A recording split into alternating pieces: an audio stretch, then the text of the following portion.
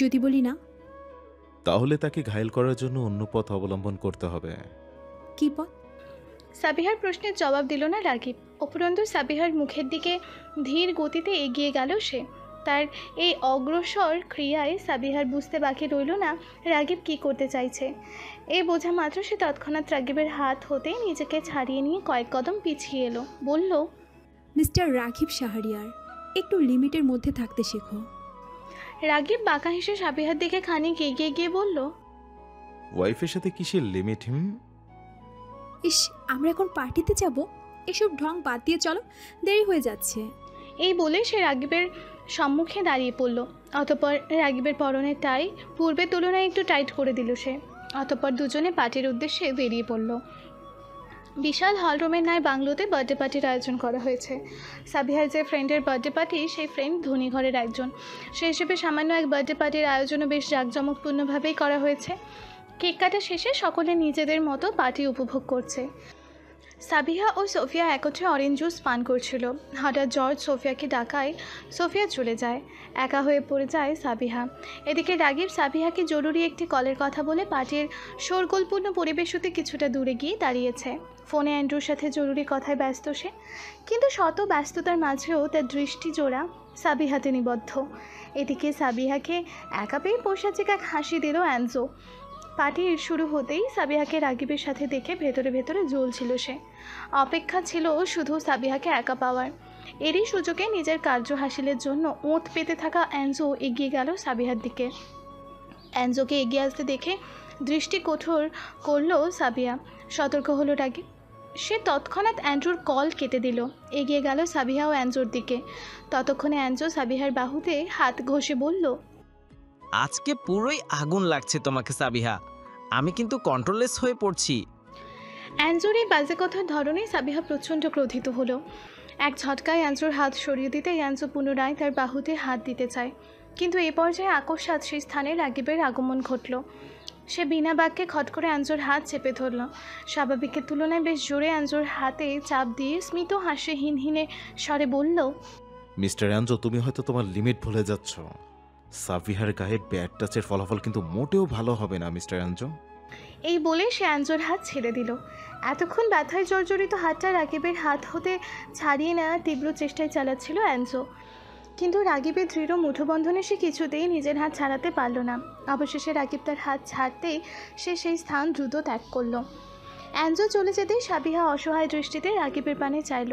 তার এই দৃষ্টিতে রাগিব তার মনের কথা যেন চট করে পড়ে ফেলল।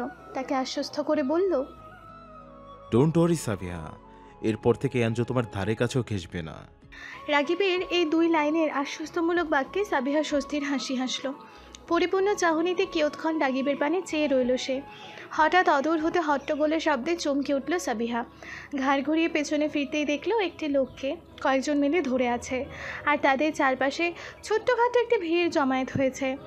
এই হট্টগোলের কেন্দ্রবিন্দু যে একটি লোকটি, সে আর কেউ নয় বরং সার্জ।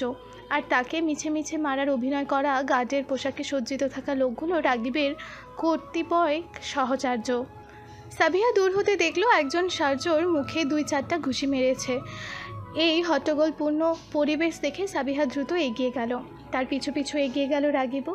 সাবিহার পিছন হতে রাগিব সেই লোকগুলোকে চোখের ইশারায় কিছু একটা বলল। অতঃপর রাগিবের ইশারায় সাবিহা নিকটে আসতেই লোকগুলো সার্জকে আরও কয়েকটি ঘুষি মেরে বলল, বার্থডে পার্টিতে ড্রাগ সাপ্লাই করতে এসেছিস কেন? সার্জ কোনো জবাব দিল না। রাগিবের অর্পিত কাজ অনুসারে সেই মুহূর্তে সে নিশ্চুপ রইল। এদিকে লোকগুলোর মুখে ড্রাগ শব্দটি শুনতেই চমকে উঠল সাবিহা। সে বিস্মিত কণ্ঠে বলল, ড্রাগ পার্টিতে ড্রাগ সাপ্লাই করতে এসেছে লোকটি। রাগিবের সাহচর্যের মধ্যে একজন বলল, এই বলে সে সার্জর গালে আরেকটি ঘুষি মেরে বলল, তুই নিজে থেকে এসেছিস নাকি তোকে কেউ পাঠিয়েছে এখানে? একজন পাঠিয়েছে আমাকে। কে পাঠিয়েছে? নাম বল তার। নিশ্চয়ই সে তোদের লিডার। সার্জ ভান করে প্রথমবারে জবাব দিল না। রাগিবের সাহচর্য অনেকবার সার্জর গালে ঘুষি মারল। এদিকে রাগিব সাবিহার পেছন হতেই নীরব দর্শকের ন্যায় নিজেরই সাজানো নাটক দেখতে লাগলো। নাটক যতই অগ্রগতিতে যাচ্ছে ততই সে যেন অধৈর্য হয়ে পড়ছে। এক পর্যায়ে তার অধৈর্যপূর্ণ সময়ের সমাপ্তি ঘটল। সার্জ এক ঘুষি খাওয়ার পর সার্জ মুখ খুলল, বলল, আমাকে ড্রাগ ইনফমার্কার আফসার সাহেব পাঠিয়েছে। উনি আমাদের লিডার। সার্জর মুখে অনাকাঙ্ক্ষিতভাবে নিজের বাবার নাম শুনে থমকে গেল সাবিহা। কয়েক কদম পিছিয়ে এলো সে। নিজের কানকে যেন বিশ্বাস করতে পারল না এটি। আফসার সাহেবের নাম বলার পর সার্জ নিশ্চুপ রইল, নতমস্তকে বসে রইল সে। রাগিবের পরিকল্পনা অনুযায়ী সাবিহাকে তার বাবার নাম বলার কিছুক্ষণ পর তার সহচর্যরা সার্জর হাতের বাঁধন শিথিল করে দেবে। সেই সুযোগে সার্জ পালিয়ে যাবে, যেন সাবিহা দ্বিতীয় কোনো প্রশ্ন করার সুযোগ না পায়।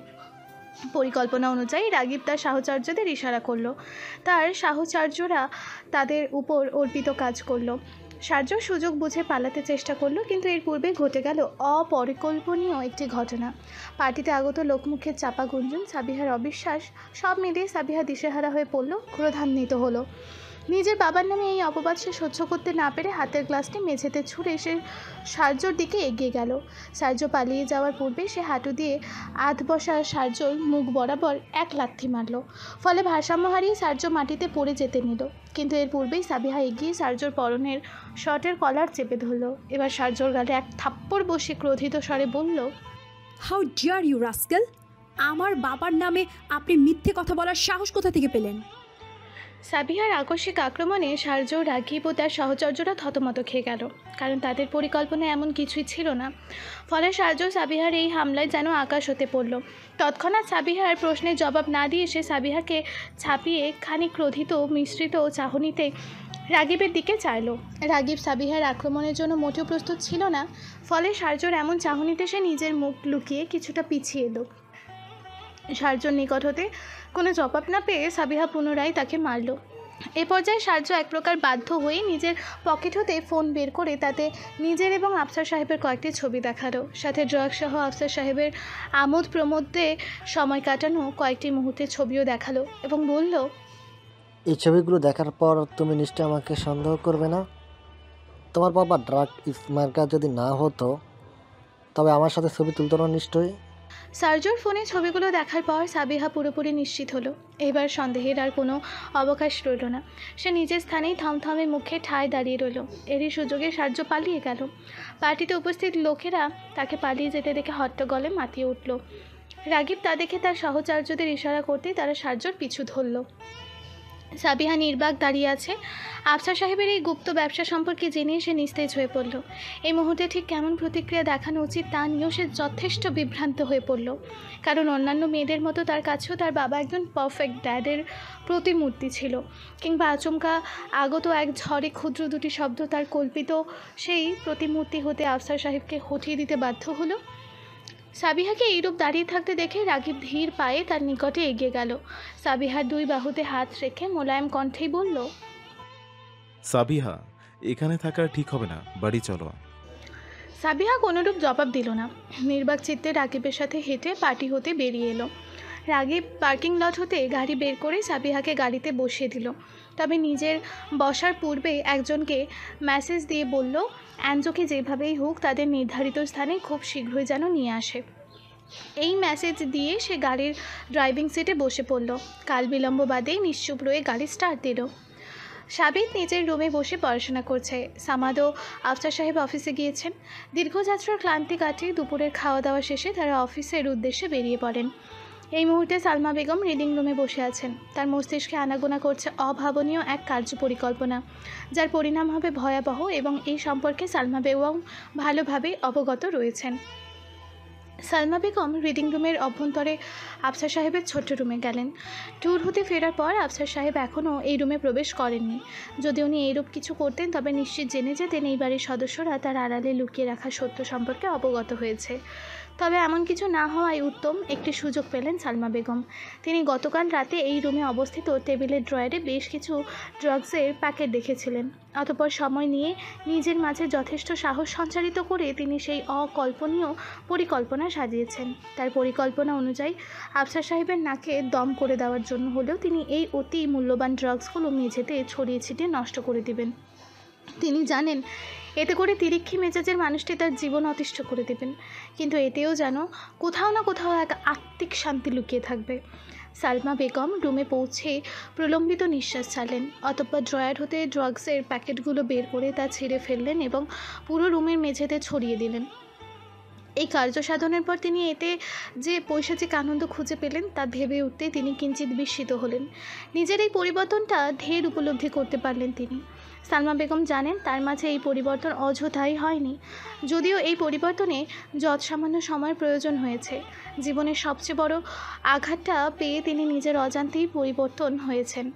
হয়তো এই পরিবর্তনে কোথাও না কোথাও প্রতিশোধের ছিটাফোঁটা ছিল।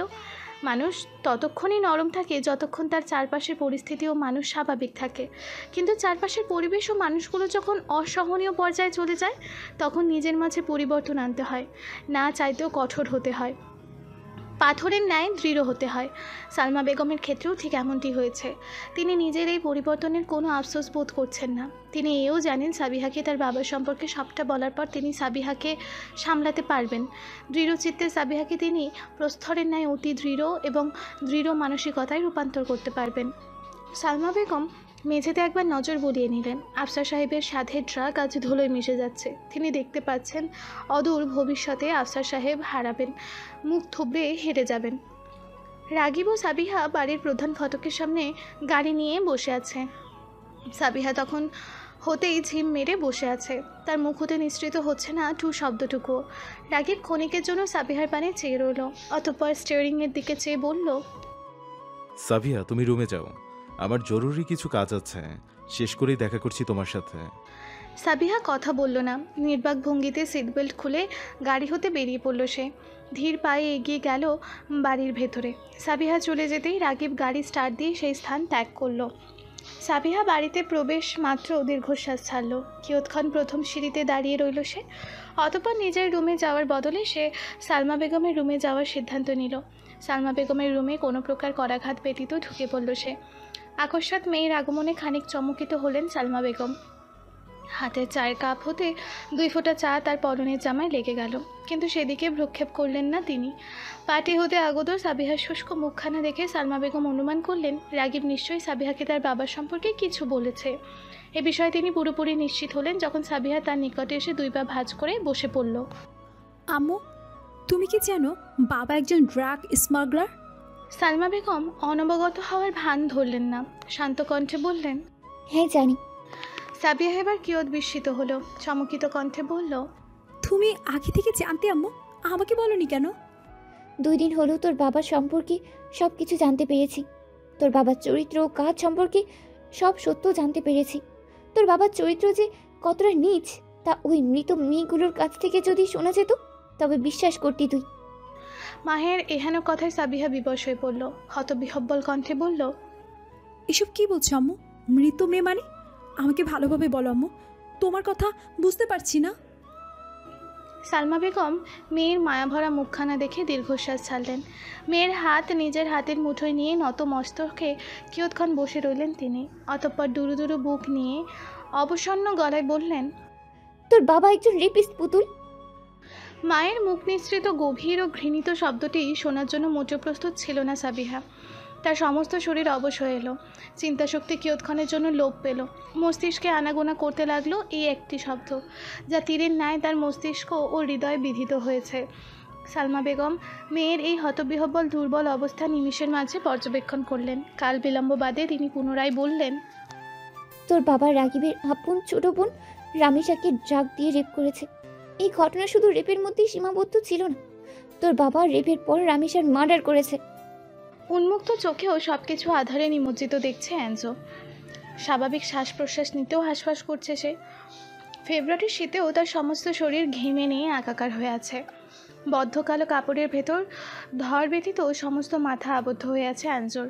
হাত দুটো পেছনে শক্ত করে বাঁধা, পা দুটো সামনে একত্রে বাঁধা। বাঁধনগুলো দৃঢ়, প্রচণ্ড দৃঢ়। শত চেষ্টাতেও এই বাঁধন উন্মুক্ত করা সম্ভব নয়। অ্যাঞ্জো পুরোপুরি নিশ্চিত তাকে অপহরণ করা হয়েছে, কিন্তু কে বা কারা কী কারণে তাকে এইভাবে অপহরণ করেছে তা অ্যাঞ্জোর অজানা। সে বদ্ধ মুখোশের ন্যায় কাপড়ের অভ্যন্তরে চিৎকার করছে, বারংবার জিজ্ঞেস করছে তাকে কেন অপহরণ করা হয়েছে, কিন্তু তার এই চিৎকার ও প্রশ্নের জবাব দিতে কেউই আগ্রহ বোধ করছে না। নিজেদের আস্তানায় গাড়িসহ পৌঁছালো রাগিব। গাড়ি রেখে ভেতরে প্রবেশ করতেই তার সাহচর্যরা নতমস্তকে তাকে সম্মান জানালো। তন্মধ্যে একজন রাগিবের সাথে হাঁটতে হাঁটতে বলল, স্যার, মিস্টার এনজু অনেকক্ষণ যাবৎ চিৎকার করে চলছে। স্কচ টেপ লাগিয়ে মুখ বন্ধ করে দিতে পারেননি? লোকটি জবাব দিল না। রাগিবের হাতে একটি লাঠি দিয়ে বলল, স্যার, আপনি চেয়েছিলেন এটা। রাগিব বিনা বাক্যে পরনের কোটটি খুলে লোকটির এক হাতে দিল এবং তার অপর হাতে হতে লাঠিটা নিল। মাঝারি আকৃতির লাঠিটা ধরে হাতের পেশিগুলো টান টান করলো। অতঃপর অ্যাঞ্জোর সম্মুখে দাঁড়িয়ে তার মাথার কালো কাপড় হাঁটানো ব্যতীত রাগিব তাকে বেধড়ক মারতে লাগলো। আকস্মাতে এলোপাথরে আক্রমণে অ্যাঞ্জো বিহব্বল হয়ে পড়ল। হাত পা বাঁধা অবস্থায় নিজেকে লাঠির আঘাত হতে বাঁচাতে সে অন্ধের ন্যায় এইদিক ওদিক গড়াতে লাগলো। করুণ সুরে চিৎকার করতে করতে অনুনয় করল, তুমি কে? আমাকে মারছো কেন? আমার দোষ কি? রাগিব অ্যাঞ্জোর প্রশ্নের জবাব দেওয়ার প্রয়োজন বোধ করলো না, বরং বিনা বাক্যে পুনরায় অ্যাঞ্জোকে মারতে লাগলো। লাঠির বাড়িতে অ্যাঞ্জোর সমস্ত শরীর ব্যথায় জর্জরিত হয়ে এলো। ব্যথায় রীতিমতো কোকানো আরম্ভ করলো সে, কিন্তু এতে রাগিবের বিন্দুমাত্র মায়া দয়া হলো না অ্যাঞ্জোর প্রতি। ফলে তার লাঠি পেটানো ক্ষণিক সময়ের জন্য বন্ধ হলো না। অ্যাঞ্জো সাবিহার সাথে ছোট্ট বড় যেই ধরনের ঔদ্ধত্যমূলক আচরণ করেছে তার প্রতিশোধ সে ইচ্ছে মতো নিল। বেধড়ক এই লাঠি পেটার ফলে রাগিবের ক্রোধ বাড়ল বইকি কমল না। আগন্তুকের নিকট চরম পর্যায়ের মার খাওয়ার পর এক পর্যায়ে অ্যাঞ্জো ভয়ার্থ কণ্ঠে হড়বড় করে বলে ফেলল, তুমি মুক্তিপণ হিসেবে আমার বাবার কাছে যত টাকা চাইবে আমার বাবা তোমাকে তত টাকাই দিবে। একটাই রিকোয়েস্ট, আমাকে আর মেরো না প্লিজ। অ্যাঞ্জোর হেন কথা শুনে রাগিবের বেধড়ক পর্যায়ের মারধর বন্ধ হলো। ভীষণ হাঁপিয়ে উঠেছে সে। নাক ও মুখ দিয়ে জোরে জোরে নিঃশ্বাস ছাড়ল সে। নিঃশব্দে ক্ষণিকের জন্য হাসলো। অতঃপর হাতের লাঠিটা পাশে ছুঁড়ে ফেলে দিল। এই শব্দে কালো কাপড়ের আড়ালে থাকা অ্যাঞ্জো মনে মনে বেশ খুশি হলো। ভাবলো হয়তো ওপাশের লোকটিকে টাকার লোভে পেয়েছে। এই ভেবে সে নিজ হতে উঠে বসতে নিল, কিন্তু এর পূর্বে রাগিব চাপা ক্রোধ নিয়ে অ্যাঞ্জোর শার্টের কলার ধরে তাকে উঠে বসালো। অতঃপর তার মাথা হতে কালো কাপড়টি সরিয়ে তার শার্টের কলার চেপে ধরল। ক্রোধান্বিত কণ্ঠে চিবিয়ে চিবিয়েই বলল, এত টাকার গরম কাকে দেখাও অ্যাঞ্জো মহাজন? তুমি জানো আমি কে? তাকে মারধর করা ব্যক্তিটি যে রাগিব তা জানা মাত্রই অ্যাঞ্জো সম্ভিত হয়ে এলো। সে ঘুণাক্ষরেও টের পায়নি যে রাগিব এই কাজটা করবে। প্রথম দিনই সে রাগিবের কাঠিন্যে ভরপুর দৃষ্টিতে ক্ষীণ ভীত হয়েছিল। তবে আজ রাগিবের ছোট ধমক স্বরূপ হুমকি সে গায়ে মাখেনি। সুন্দরভাবে এড়িয়ে গিয়েছে সে, কিন্তু তার জানা ছিল না রাগিব তাকে লোক দিয়ে উঠিয়ে এনে এত নির্মমভাবে মারপিট করবে। রাগিবকে দেখে মাত্র অ্যাঞ্জোর মুখখানা শুকিয়ে এলো। সে ক্ষীণ স্বরে বলল, তুমি কে? অ্যাঞ্জোর সরল সোজা প্রশ্নে রাগিব মুখ ফিরিয়ে হাসল। এই মুহূর্তে অ্যাঞ্জোর প্রতি তার ক্রোধ মাথাচাড়া দিয়ে উঠেছে। সে কিছুতেই নিজের মাঝে জন্মানো ক্রোধের অনল নেভাতে পারছে না। উপরন্তু অ্যাঞ্জোর এমন বানোয়াট ভোলাভালা চেহারায় এই প্রশ্ন জানাও সে কিছুতেই সহ্য করতে পারল না। ফলস্বরূপ নিজের সহ্যের সীমা অতিক্রম করে সে অ্যাঞ্জোর মুখে সর্বশক্তি দিয়ে একটা ঘুষি মারল। তার আঘাতে অ্যাঞ্জো পড়ে যেতে নিলে সে পুনরায় তাকে ধরে ফেলল। অতঃপর পকেট হতে পিস্তল বের করে তা অ্যাঞ্জোর মাথায় ধরল। ক্রোধান্বিত হয়ে দাঁতে দাঁত পিষে বলল, মাথাটা এমনি গরম হয়ে আছে অ্যাঞ্জো মহাজন। তোমার এমন বেহুদা প্রশ্নে মাথাটা আরো গরম করছো কেন? অ্যাঞ্জো নিরুত্তর। তার জবাব দেওয়ার মতো কিছু নেই। সে সম্ভ্রিত রাগিবের এই রূপ দেখে, তার এহেন অবস্থা দেখে রাগিব শীতল হাসি হাসল। অতঃপর বলল, ইতালির মাফিয়া গ্যাংস্টার সব মানুষের নাম শুনেছ অ্যাঞ্জো মহাজন? রাগিবের কথা কর্ণপাত হতেই অ্যাঞ্জোর মুখশ্রী পাংশুটে হয়ে এলো। সে নির্বাক ও থমথমে চাহনিতে রাগিবের কিয়ৎক্ষণ চেয়ে রইল। অতঃপর ভয়ার্থ কণ্ঠে আমতা আমতা করে বলল, এর মানে তুমি? রাগিব বিস্তৃত হাসল, বলল, ইয়েস অ্যাঞ্জো মহাজন। আমি তোমার কি ক্ষতি করেছি? আমাকে ধরে এনেছো কেন? অ্যাঞ্জোর প্রশ্নে রাগিবের শীতল হাসি হাসল। হাতের পিস্তলটা অ্যাঞ্জোর মুখের নিকট ঘোরাতে ঘোরাতে বলল, সাবিয়াকে চেনো? রাগিবের একটি এই প্রশ্নেই অ্যাঞ্জোকে সবটা বুঝিয়ে দিল। সে তৎক্ষণাৎ হতপর করে বলল, বুঝেছি, তোমার কথা বুঝেছি। অ্যাঞ্জোর এইরূপ কথায় রাগিব প্রসন্নমূলক হাসি হাসল, বলল, আমি ইমপ্রেসড অ্যাঞ্জো মহাজন। তুমি এত সহজে মেনে নেবে জানলে তোমার পিছনে এত সময় নষ্ট করতাম না। Good boy. অ্যাঞ্জো প্রত্যুত্তর করার মতো সাহস পেল না। রাগী পুনরায় গম্ভীর কণ্ঠেই বলল, তোমার মতো এসব ছ্যাঁচড়া ছেলেদের মোটেও পছন্দ না আমার। একটা মেয়েকে একবার বলবে, সে মানলে মানবে, না হলে নেই, কিন্তু এভাবে পিছে পড়ে থাকো কেন? তুমি কি জানো এর আগে সোফিয়ার বার্থডে পার্টি থেকে ফেরার পথে 2টা ছেলে ওকে ডিস্টার্ব করেছিল। তার মধ্যে একজনকে এই দুনিয়ার হিসাব কিতাব থেকে বাইরে পাঠিয়ে দিয়েছে। বুঝতে পারছো তো কি করেছিলাম আমি? অ্যাঞ্জো তড়িৎ গতিতে মাথা নাড়িয়ে হাস্যচোখ জবাব দিল। রাগী পুনরায় বলল, গুড বয়। এরপর থেকে যেন সাবিহার আশেপাশে তোমাকে আর না দেখি। আর বাকি রইল পুরো ভার্সিটিতে আমার সম্পর্কে জানানো। সে চিন্তা মাথায় আনলে ঝেড়ে ফেলে দাও অ্যাঞ্জো মহাজন, কারণ এমন কিছু করলে তুমি আর এই পৃথিবীর রূপ রং দেখতে পারবে না। Got it? অ্যাঞ্জো ভয়ার্থ চাহনিতে তড়িৎ গতিতে মাথা নাড়ায়। সাবিহা বিহ্বলিত চাহনিতে সালমা বেগমের দিকে চেয়ে আছে। এই অবিশ্বাস্যকর তিতকুটে সত্য জানার পর সে যেন কাঁদতে ভুলে গেল। সে এখনও বিশ্বাস করতে পারছে না তার মায়ের মুখ নিঃসৃত প্রতিটা কথা। সে থম মেরে সালমা বেগমের দিকে অনেকক্ষণ যাবৎ চেয়ে রইল। অতপর লঘু কম্পিত স্বরে বলল, তুমি মিথ্যে বলছো। ঠিক না আম্মু? আব্বুর সাথে নিশ্চয়ই ঝগড়া হয়েছে। সালমা বেগম মেয়ের এই অবস্থা বুঝতে পারলেন। সাবিহার প্রতি ভীষণ মায়া হলো তার। ছলো ছলো চাহনিতে তিনি সাবিহার মাথায় হাত বুলিয়ে দিতে দিতেই বললেন, একটা কথাও মিথ্যা না পুতুল, সবগুলো কথাই সত্য। রাগীব আমাকে এসব বলেছে, আর তোর বাবাকে আমি ভালো করে চিনি, সেই সব। সালমা বেগমকে মাঝপথে থামিয়ে দিয়ে সাবিহা চট করে জিজ্ঞেস করলো, রাগীব বা রাগীবের বোনের সাথে এসব কিভাবে সম্পর্কিত আম্মু? রাগীবের বোন এলো কোথা থেকে? ও তো বাংলাদেশে থাকতো। তাহলে আব্বু কি বাংলাদেশে গিয়ে? রাগীব কখনোই বাংলাদেশে থাকেনি সাবিহা, রাগীব সিসিলিতে থাকে। আর ও কোনো সাধারণ মানুষ না, গ্যাংস্টার ফ্যামিলিতে বড় হওয়া আরেক গ্যাংস্টার সে। অতঃপর সালমা বেগম সাবিহাকে শুরু হতে শেষ অবধি সব বললেন। রাগীবের সম্পূর্ণ পরিচয়, আফসার সাহেবের ঘৃণিত কাজ সব বললেন তিনি। সাবিহা প্রতিটি কথা কাঠের পুতুলের ন্যায় থম মেরে বসে শুনল।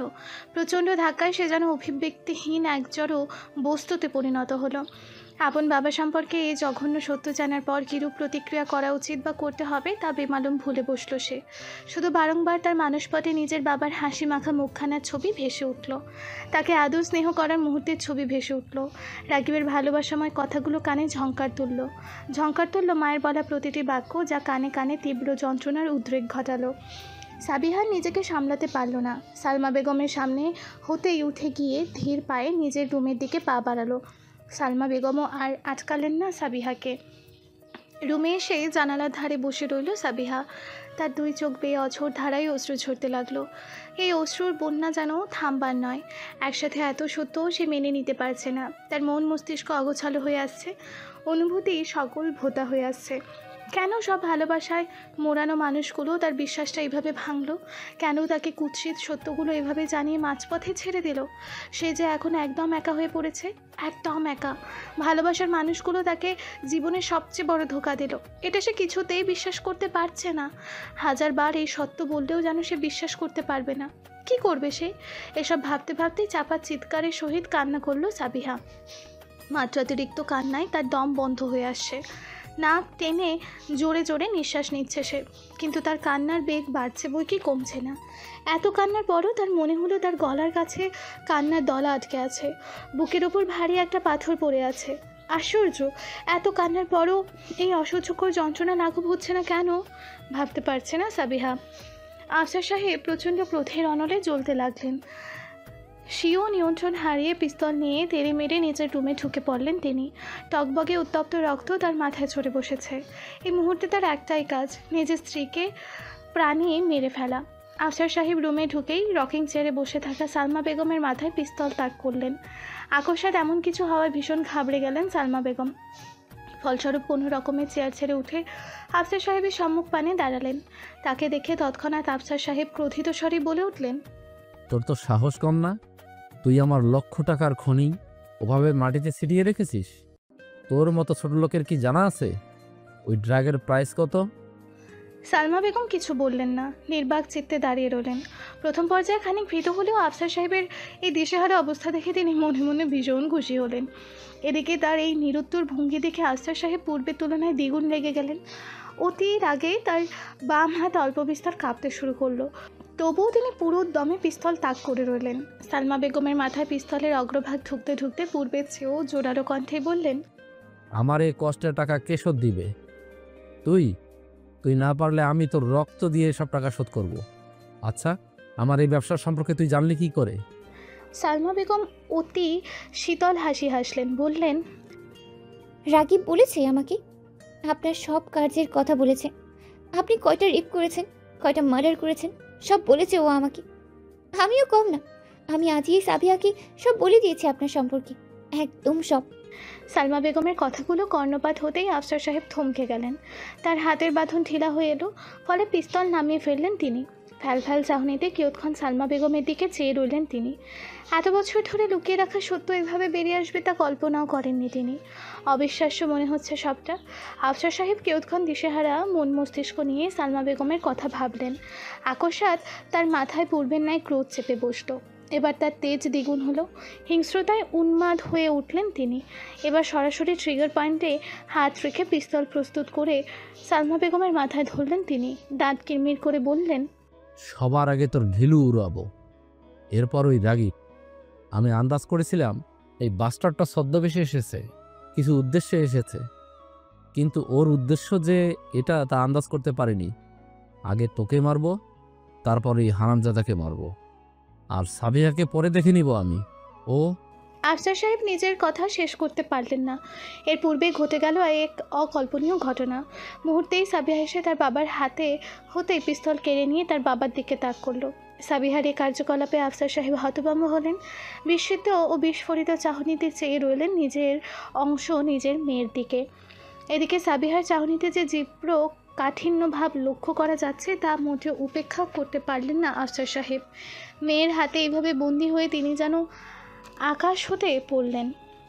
সাবিহার কঠিন ও দৃঢ় চাহনিতে আফসার সাহেবের বশীভূত হয়ে যাওয়ার জোগাড় হয়ে এলো।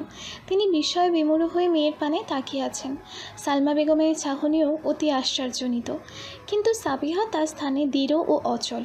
তার দৃষ্টি আকুত ভয়। কোমল স্নিগ্ধ চেহারায় চোয়াল দুটো কঠিন হয়ে এসেছে।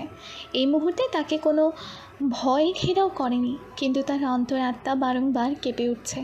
ভেতরটা কেমন অগোছালো, এলোমেলো হয়ে গিয়েছে। রক্তিমা ভাব আঁখি জোড়া, অসহায় অশ্রু টলমল করছে। সে কখনো ভাবেনি তার নিজেরই বাবাকে কোনো এক অনিবারণীয় পরিস্থিতিতে পড়ে এইভাবে গান পয়েন্টে রাখতে হবে।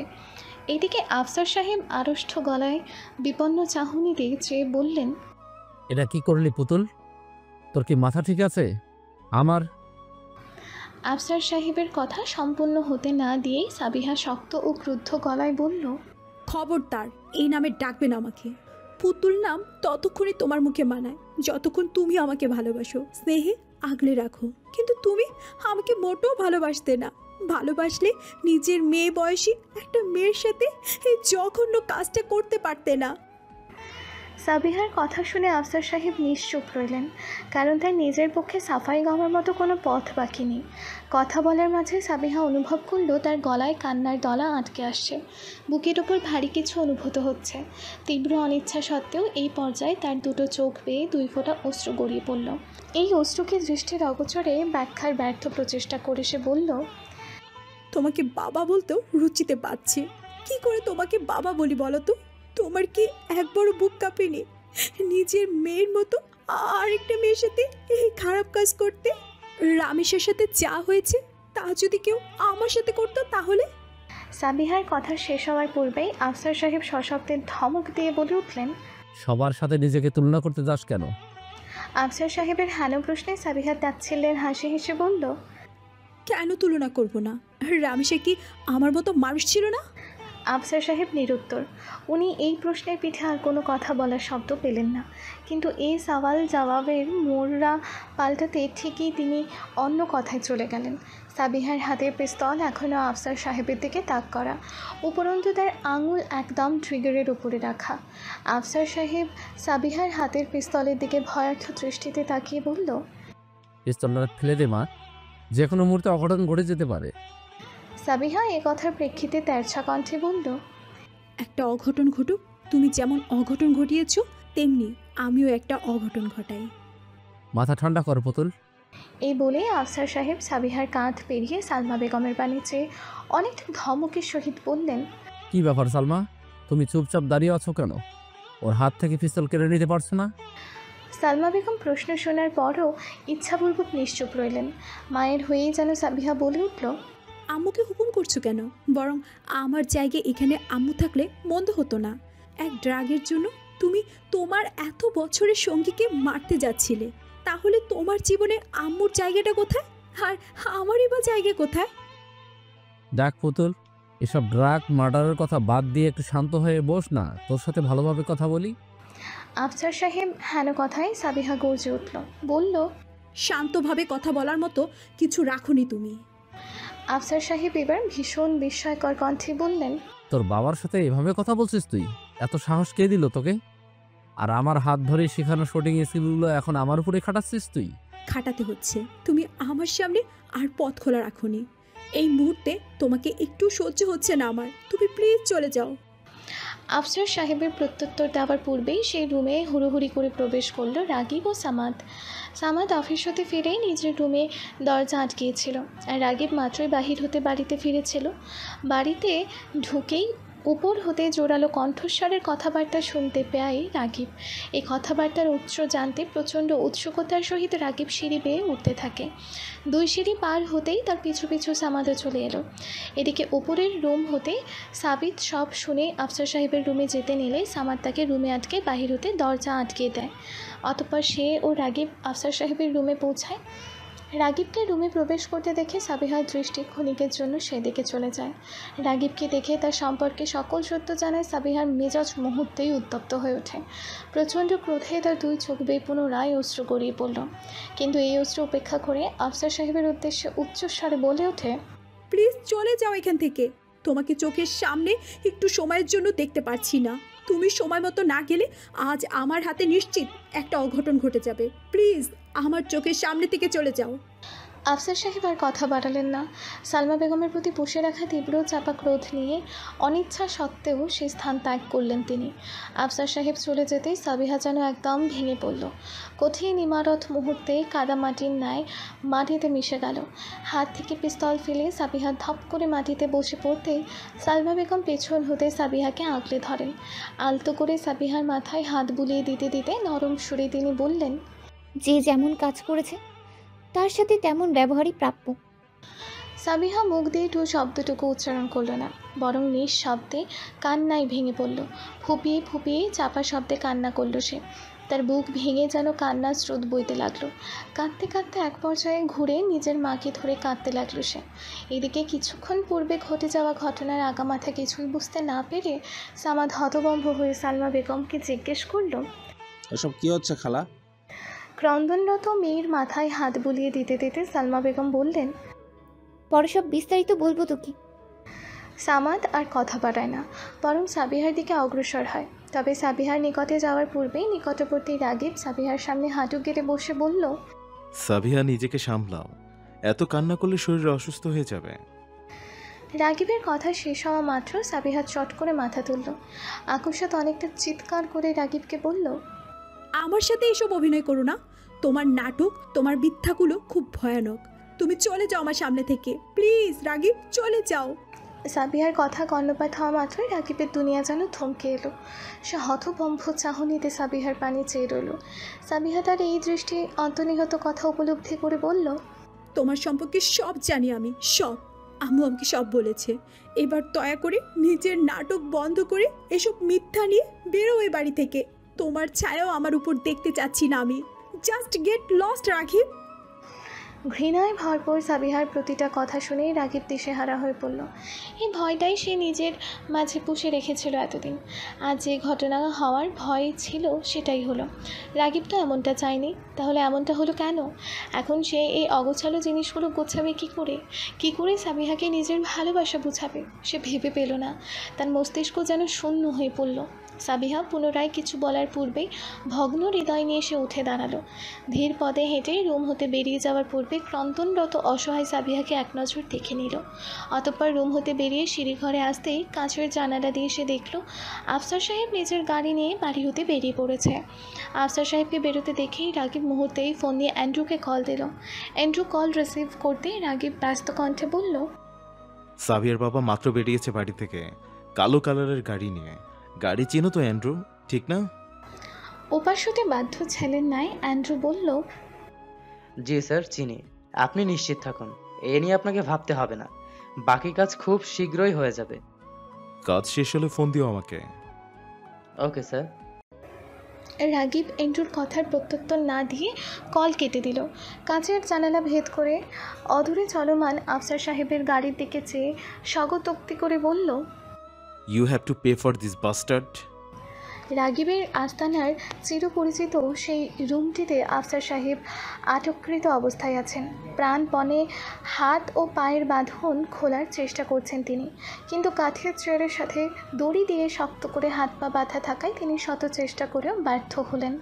প্রচণ্ড ক্রোধে উচ্চস্বরে তিনি রাগিবকে বাংলা ইংরেজি মিলিয়ে কয়েকটি গালিও দিলেন। তার বাংলা গালিগুলো ইতালীয় গার্ডদের মাথায় ঢুকলো না, তবে ইংরেজিগুলো বেশ ধরতে পারল তারা। রাগিবের সম্পর্কে গালিগুলো শুনে একজন গার্ড নিজেকে শান্ত রাখতে পারল না। ফলস্বরূপ আফসার সাহেবের ডান গালে একটা ঘুষি মেরে বসল। আফসার সাহেবও কম নয়, আবদ্ধ হাত পা নিয়েও তার তেজ কুবল না একটু। এবার ক্রোধিত স্বরে গার্ডটিকেও কয়েকটি গালি দিয়ে বসলেন। তার এই মুখের ভাষা শুনে গার্ডটির পয়ের রক্ত যেন মাথায় উঠে গেল।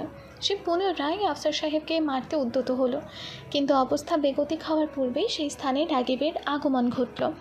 রাগিব দ্রুত এসে গার্ডটিকে থামিয়ে বলল, রিল্যাক্স আর তো, আমার শ্বশুর মশাইকে এত মেরো না, তার জন্য আমি স্পেশাল খাতির যত্নের ব্যবস্থা করেছি। এই বলে সে পাশে থাকা চেয়ারটি টেনে আফসার সাহেবের সম্মুখে নিয়ে বসল। গার্ডও রাগে ফুঁসতে ফুঁসতে খানিক দূরে গিয়ে দাঁড়ালো। এদিকে আকস্মাৎ রাগিবের আগমন দেখে আফসার সাহেব কিঞ্চিত সম্ভিত হলেন, তবে পর মুহূর্তেই তিনি প্রচণ্ড ক্রোধে ফেটে পড়লেন।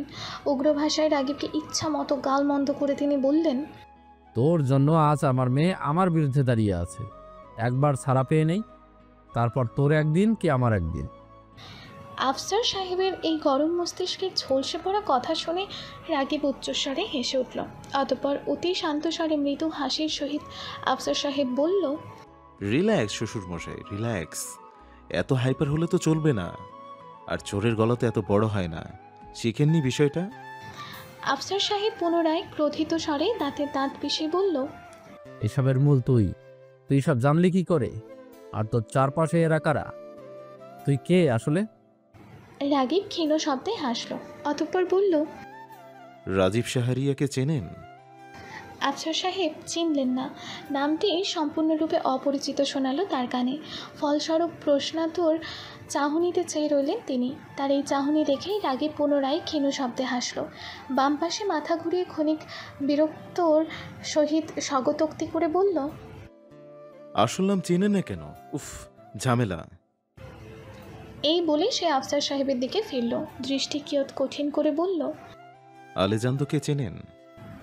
আফসার সাহেবের চমকিত হলেন, দৃষ্টি স্থির হয়ে এলো, তবে তার স্থির দৃষ্টিতে আশ্চর্যজনিত ভাব স্পষ্ট। তিনি কিয়ৎক্ষণ বিস্মিত দৃষ্টিতে রাগিবের পানে চেয়ে রইলেন, অতঃপর অস্ফুট স্বরে বলে উঠলেন, গ্যাংস্টার আলেকজান্দ্র। রাগিব যেন এবার হাফ ছেড়ে বাঁচল, এমন ভান করে বলল, যাক, চিনতে পারলেন তাহলে। এই বলে সে আফসার সাহেবের দিকে চেয়ারখানিক এগিয়ে নিল। বসে থাকা অবস্থাতেই সে আফসার সাহেবের দিকে সামান্য ঝুঁকে ফিসফিস করে বলল, ইয়া, গ্যাংস্টার আলেজান্দ্র। আমি তার একমাত্র ছেলে, আর রামিসা ছিল তার একমাত্র মেয়ে। রাগিবের হেন কথা কর্ণপাত হওয়া মাত্রই আফসার সাহেব থমকে গেলেন। চক্ষুপল্লব বিস্তর হলো বিস্ময়ে, মুখের ভাষা হারিয়ে ফেললেন তিনি। বারংবার রাগিবের শেষোক্তটি কথাটি তার কানে ঝংকার তুলল। রামিসা আলেজান্দ্র উর্ফে রাজীব শাহরিয়ারের মেয়ে। তিনি এটা জানতে পারলেন না কী করে?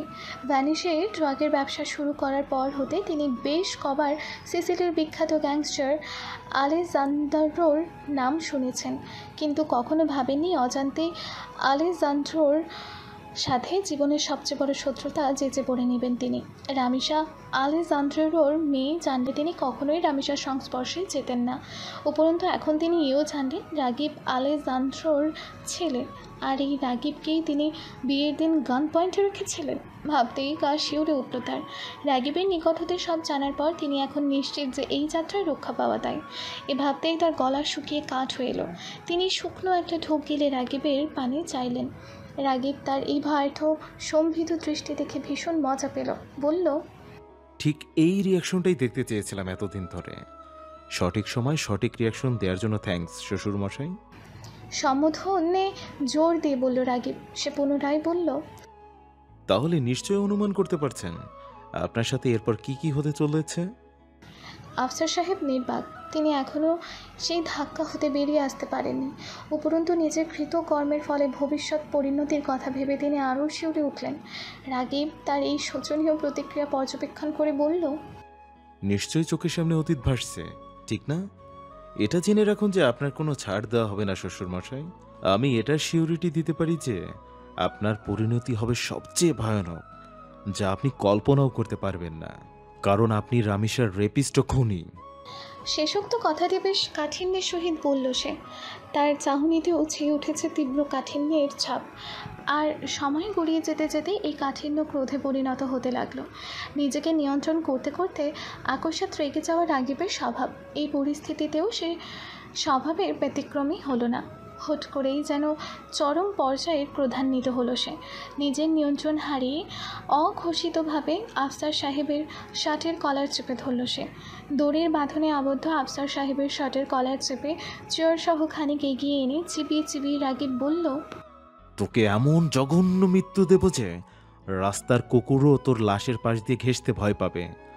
সে সময় হাজার মাপ চাইলেও তোকে ছাড়বো না। মনে রাখিস, তোর কিন্তু উল্টো কাউন্টডাউন শুরু হয়ে গিয়েছে। রামেশার মার্ডারের শাস্তি না দেওয়া পর্যন্ত আমি স্বস্তির নিঃশ্বাস ফেলতে পারবো না, বাস্টার্ড। এই বলে সে আফসার সাহেবের মুখ বরাবর একটি ঘুষি মেরেই উঠে চলে যায়। আফসার সাহেব রাগিবের এই মারে নিয়ন্ত্রণ হারিয়ে চেয়ারসহ মেঝেতে পড়ে যান। ফলে ঠোঁট কেটে উষ্ণ রক্ত বেরিয়ে পড়ে। তীব্র ব্যথায় কুঁকিয়ে ওঠেন তিনি। রাগিব চেয়ার ছেড়ে উঠে কয়েক কদম এগোতেই অনিকের সাথে তার সাক্ষাৎ হয়। অনেক সিসিলি হতে কিছুক্ষণ পূর্বে ভ্যানিসে এসেছে। ভ্যানিসে পৌঁছানো মাত্রই সে তাদের নির্দিষ্ট ঠিকানায় চলে আসে। অনেক মেঝেতে পড়ে থাকা আফসার সাহেবের দিকে দৃষ্টি দিয়ে রাগিবকে জিজ্ঞেস করল, মেরেছিস নাকি? রাগিব বিতৃষ্ণা ভরা চাহনিতে একবার পিছে ফিরে আফসার সাহেবের পানে চাইল।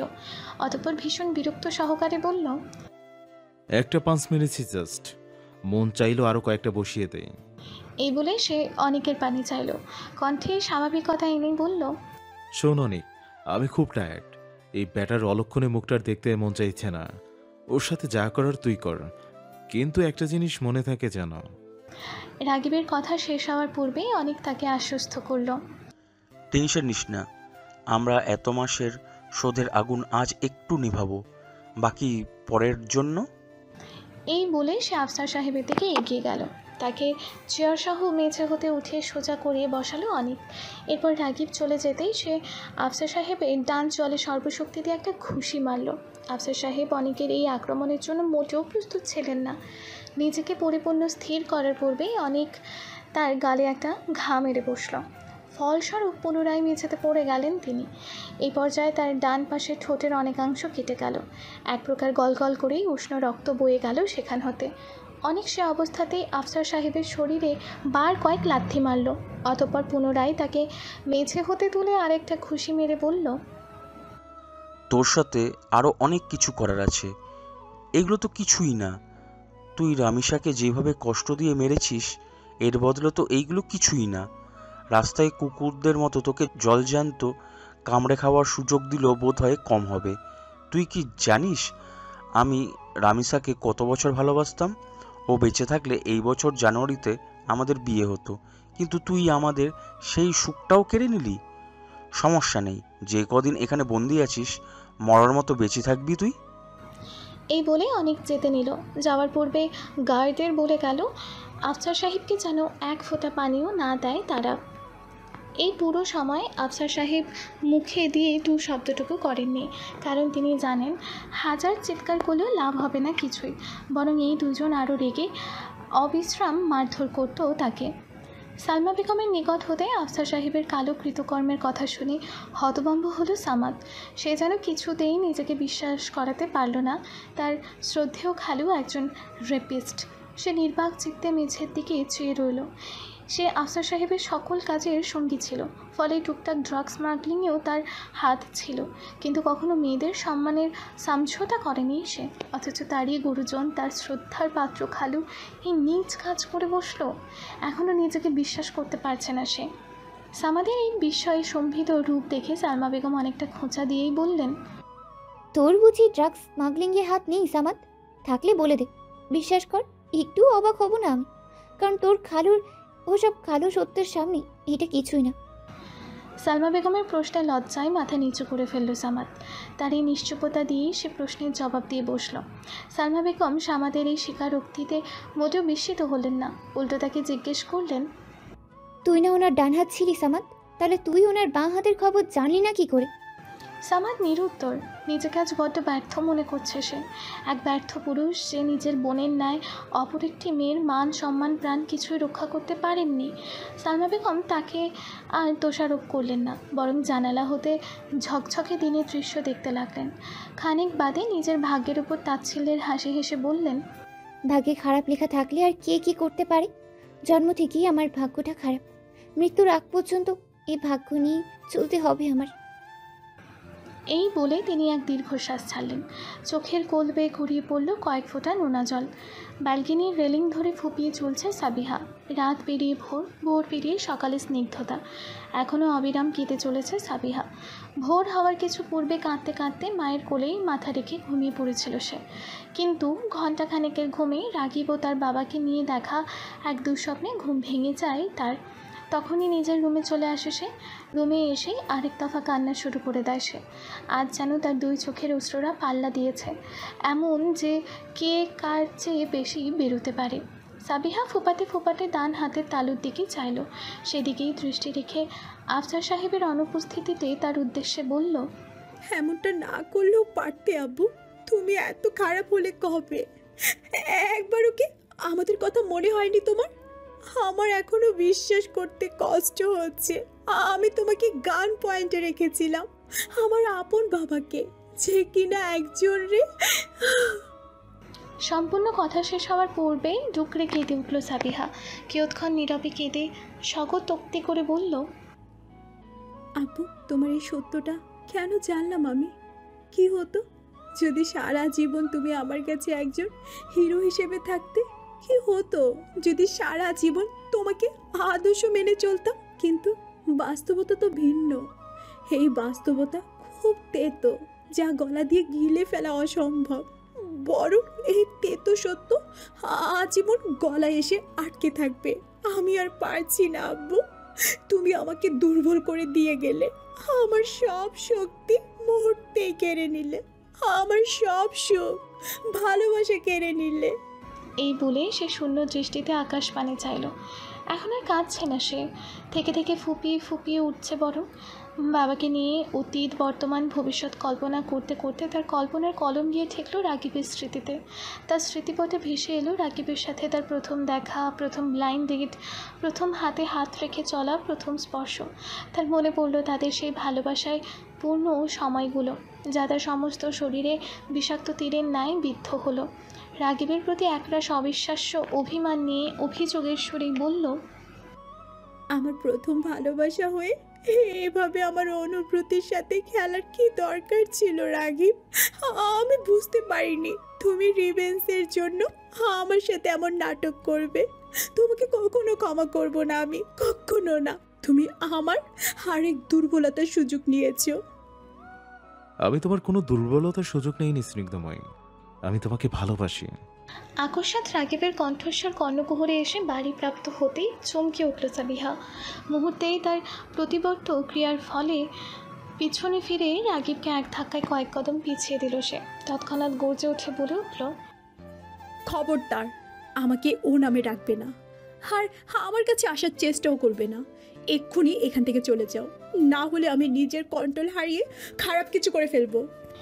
সাবিহার এই ব্যবহারে রাগিবের হৃদয়ে বিষাক্ত ফলার ন্যায় বিঁধল। সে অসহায় চাহনিতে সাবিহার দিকে চেয়ে জিজ্ঞেস করলো, সাবিয়া, আমার দোষ কি এতে? আমি রাগিবকে মাঝপথে থামিয়ে সাবিহা চিৎকার করে বলল, আমি তোমার কোনো কথা শুনতে চাই না এখন। আমার মেজাজ প্রচণ্ড খারাপ হয়ে আছে। আমি চাই না আমার দ্বারা খারাপ কোনো কাজ ঘটে যাক। তুমি প্লিজ চলে যাও রাগিব, চলে যাও। এই বলতে বলতেই সাবিহা নতজানু হয়ে বসে কান্নায় ভেঙে পড়ল। রাগিব লক্ষ্য করলো তার স্নিগ্ধময়ীর মলিন মুখখানা। তার ভীষণ মায়া হলো। এই মুহূর্তে সাবিহাকে দেখে রাখা, সাবিহার পাশে থাকা, সাবিহার মনোবল বাড়ানো উচিত ছিল তার, কিন্তু সে ব্যর্থ।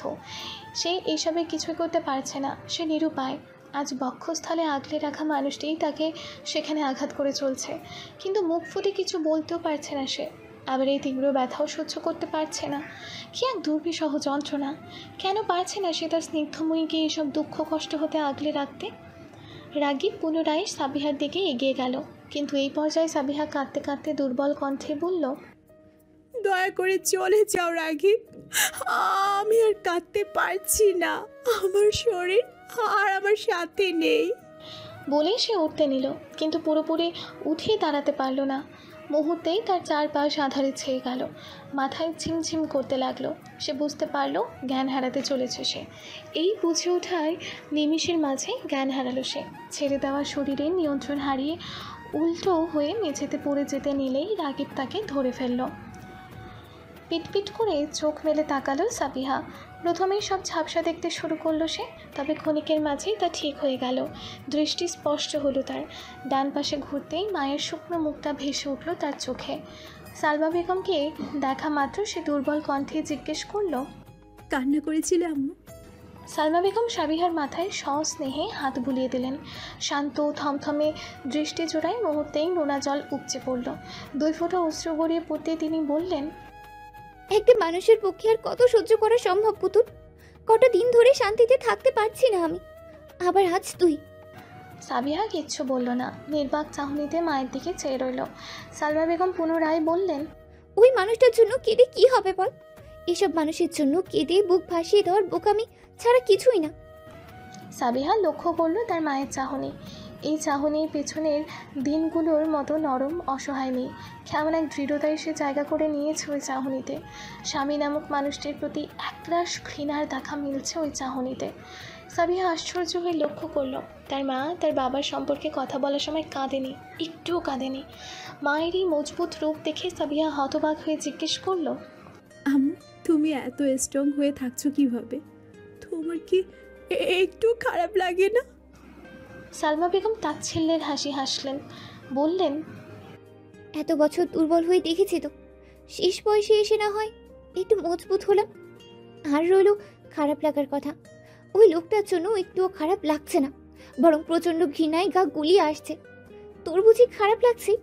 মায়ের নিকট হতে এই জবাব শোনার পর সাবিহা আর প্রশ্নের উত্তর দিল না, কারণ এই প্রশ্নের জবাব দেওয়ার মতো পরিস্থিতি নেই এখন।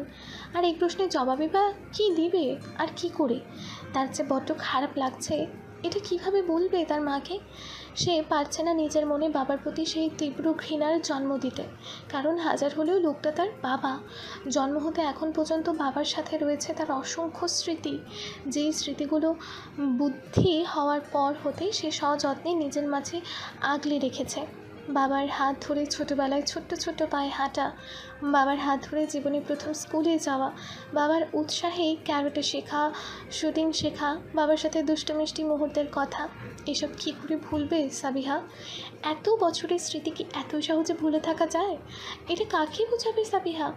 সে যে বাবার গোনাহের সামনে এই স্মৃতির কথা বোঝাতে অক্ষম, বাবার প্রতি আকাশসম ভালোবাসা বোঝাতে অক্ষম। সাবিহা শুয়ে থাকা অবস্থাতেই দীর্ঘশ্বাস ছাড়ল। খানিক বাদে লক্ষ্য করলো তার পায়ের কাছে সাবিত বসে আছে।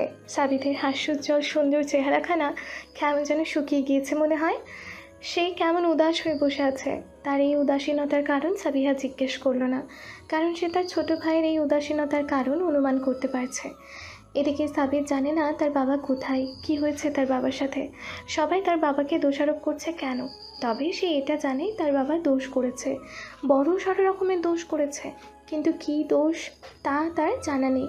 চলমান এই পরিস্থিতি দেখে সে এ ব্যাপারে কাউকে জিজ্ঞেস করেনি। রুমে অবস্থানরত 3 জন সদস্যই নিশ্চুপ বসে আছে। তাদের এই নিশ্চুপতার দেয়াল ভেঙে রুমে প্রবেশ করলো রাগিব।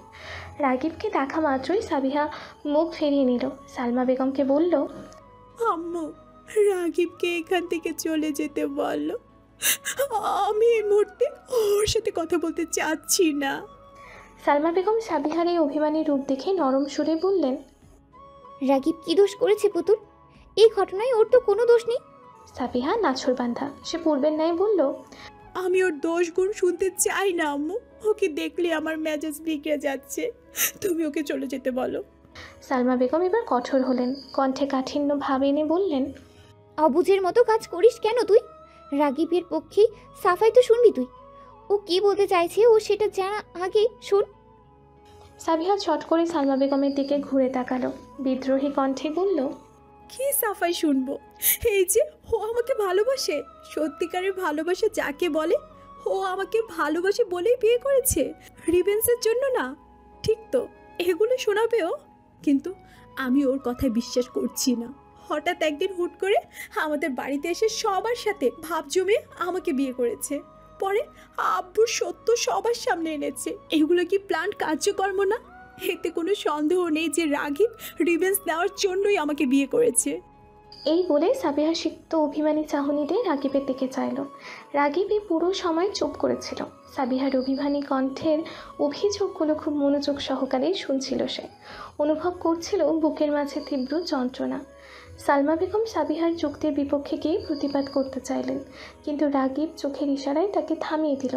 সাবিহার বাণী দৃষ্টিপাত করে বলল, আচ্ছা, চলে যাচ্ছি আমি, তুমি রেস্ট নাও, বেশি প্রেশার নিও না। এই বলে রাগিব সেই স্থান ত্যাগ করল। গত 2 দিন রাগিব সাবিহাদের বাড়ির কাছেও ঘেঁষেনি। একটিবারের জন্য সে তার স্নিগ্ধময়ীর সাথে দেখা করেনি, তবে আড়ালে ঠিকই তার খোঁজ নিয়েছে। সাবিহা এখন পূর্বের তুলনায় সামান্য সুস্থ হয়েছে, তবে সারাদিন সে চুপচাপ ঘরের এক কোণায় বসে থাকে। কান্না করে না, তবে উদাস দৃষ্টিজোড়া বেশিরভাগ সময় আকাশের পানে নিবদ্ধ থাকে। সে ভাবে নিজের বাবার কথা, রাগিবের কথা, জীবনের গুরুত্বপূর্ণ 2টো মানুষের কথা ভাবে সে, তাদের দেওয়া ধোকার কথা ভাবে সে। অতঃপর কোনো এক কল্পনার জগতে হারিয়ে যায়, যে জগতে তারা একটি সুখী পরিবার হয়ে মিশে আছে, যে জগতে তার কাছের মানুষগুলো হাসি খুশি মিলে মিশে আছে। কিন্তু এই জগৎ যে কল্পনার, আর কল্পনা কখনো বাস্তব হয় না, কখনো না। দীর্ঘশ্বাস ফেলে সাবিহা। ব্যালকনির দরজার সামনে বসে আছে, দৃষ্টি দিল রাতের তারকাখচিত আকাশের পানে। অপলক চেয়ে থাকে নিঃসঙ্গ চাঁদের পানে। আজ ওই চাঁদের মতো সেও একা। আকস্মাৎ দরজা খোলার শব্দে পিছনে ফিরে চাইল সাবিহা। ফিকে হলদে আলোয় স্পষ্ট রূপে রাগিবকে দেখতে পেল সে। নিমেষের জন্য সেই দিকে চেয়ে রইল সে, অতঃপর শান্ত দৃষ্টিতে ঘাড় ঘুরিয়ে ফেলল। সে জানে রাগিব তার কল্পনা, হ্যালুসিনেশন। এ কয়দিন এটাই হয়ে আসছে। সময় অসময়ে রাগিব তার কল্পনা হয়ে তার মাঝে ধরা দিচ্ছে, তার দিকে অপলক চেয়ে আছে। সাবিহা জানে এ সবটাই তার কল্পনা, এজন্যই কিছুক্ষণ চোখ বন্ধ করে রাখে সে। অতঃপর চোখ খুলে রাগিবের অনুপস্থিতি পায়। এবারও রাগিবকে একটি কল্পনা ভাবল সে। চোখ বন্ধ করে যেন কল্পনার রাগিব হাওয়ায় মিলিয়ে যায়, কিন্তু এটি হলো না। রাগিব যে বাস্তবেই এসেছে। রাগিব সাবিহার পাশে গিয়ে বসল। নিজের পাশে কারোর উপস্থিতি টের পেয়ে আঁখি জোড়া মেলে চাইল সাবিহা। রাগিবকে পাশে দেখে কিয়ত চমকে উঠল সে। আরে, এ যে সত্যিই রাগিব এসেছে। সাবিহা কিয়ৎক্ষণ অপলক রাগিবের দিকে চেয়ে রইল। ইস, এই মুখখানা 2 দিন দেখেনি সে। এ নিয়ে কী কষ্ট যে তার অন্তঃস্থলে জমা হয়েছে তা কল্পনাতীত। কিন্তু এই মানুষটার জন্য কষ্ট কী কারণে? এই মানুষটা যে সেদিনের পর থেকে একবারও তাকে দেখতে আসেনি। সাবিহা আকস্মাৎ উঠে দাঁড়ালো, তার পিছু পিছু উঠে দাঁড়ালো রাগিবও। সাবিহা হাঁটতে হাঁটতে শান্ত কণ্ঠে বলল, এখানে এসেছো কেন? রাগিব সোজা সাপটা জবাব দিল, তোমাকে দেখতে এসেছে, আমার প্রতি জমিয়ে রাখা অভিমান ভাঙতে এসেছে। এই বলে সে চলন্ত সাবিহার ডান হাত ধরে পেছন থেকে হ্যাঁচকা টানে তাকে সোফায় বসালো। নিজে বসলো মেঝেতে। সাবিহার হাঁটুতে হাত রেখে দৃষ্টি রাখলো সাবিহার দৃষ্টি বরাবর। রাকিবের এই কাজে সাবিহা কিয়ত বিরক্তই হলো, প্রধান্যতিও হলো বটে। তেরছা কণ্ঠে বলল, 2 দিন পর আমাকে মনে পড়লো। কোথায় ছিলে এই 2 দিন? একবারও কি আমার কথা মনে হয়নি? তোমার এই ব্যবহার কি প্রমাণ করে না তুমি আমাকে বিয়ে করেছো শুধুমাত্র রামেশার মৃত্যুর শোধ তুলতে? সাবিহার এইরূপ অভিমানী কণ্ঠে রাকিব ছোট্ট করে নিঃশ্বাস ফেলল, বলল, আমাকে বিশ্বাস করছো না কেন সাবিহা? আমি শোধ তোলার জন্য মোটেও বিয়ে করিনি তোমাকে, তোমায় ভালোবাসি বলেই বিয়ে করেছি। সাবিহা তাচ্ছিল্যের হাসি হাসল, বলল, তোমার নকল পরিচয়ের মতো এই ভালোবাসাও নকল রাখে। এই বলেই সাবিহা উঠে গেল। এদিকে সাবিহার এই কাজে ধৈর্যর বাঁধ ভাগল রাকিবের। সে নিজের শান্ত মেজাজ হারিয়ে হবে হিংস্র মেজাজ আপন করে নিল। চোখের পলকে সাবিহার হাত ধরে হ্যাঁচকা টান দিল সে। পেছন হতে নিজের বুকে মিশিয়ে প্যান্টের পকেট হতে ছুরি বের করে সাবিহার গলার সামনে ধরল। অতঃপর সাবিহার কাঁধে থুতনি রেখে দাঁতে দাঁত পিষে ফিসফিস করে বলল, তুমি আমার ধৈর্যের বাঁধ ভেঙে দিয়েছো সাবিহা, তোমার অবুঝ আচরণের কারণে এই কাজ করতে বাধ্য হলাম আমি। এদিকে নিমেষের মাঝে ঘটে যাওয়া এই ঘটনায় হতভম্ব হয়ে রইল সাবিহা। গলার সামনে ছুরি দেখে ভয়ে গলা শুকিয়ে কাঠ হয়ে এলো তার, নিঃশ্বাস আটকে এলো তার। রুদ্ধশ্বাস পরিস্থিতিতে সে রাকিবের অগোচরে একটা শুকনো ঢোক গেল। সাবিহা রাকিবের নিকট হতে এই কাজ মোটেও আশা করেনি। সে এখনও বিস্ময়ে হতভম্ব হয়ে আছে। রাকিব তার গলার সামনে ছুরি রেখেই বলল, আমার কথা শোনানোর আর কোনো উপায় রাখুনি তুমি। আজ আমি আমার পুরো কথা শেষ করব, তারপর তুমি এই পরিস্থিতি থেকে ছাড় পাবে।